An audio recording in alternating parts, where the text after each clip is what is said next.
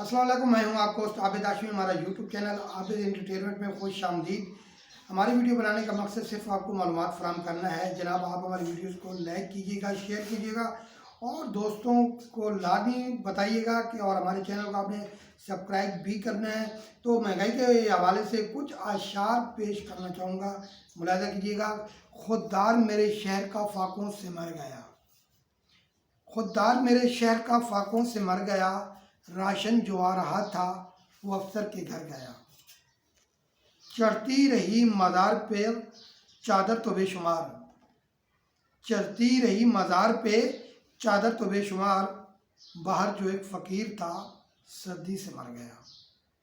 रोटी अमीर शहर के कुत्तों ने छीन ली, रोटी अमीर शहर के कुत्तों ने छीन ली, फाका गरीब शहर के बच्चों में बढ़ गया। चेहरा बता रहा था कि मारा है भूख ने, चेहरा बता रहा था कि मारा है भूख ने, हाकिम ने कह दिया कुछ खा के मर गया। ये जी महंगाई के खिलाफ एक छोटी सी वीडियो थी। उम्मीद आपको पसंद आई होगी। आप हमारे चैनल को सब्सक्राइब कीजिए, लाइक कीजिए। इंशाल्लाह अगली वीडियो में फिर मिलेंगे जी। अपना ख्याल रखिएगा। ओके, अल्लाह हाफ़िज़।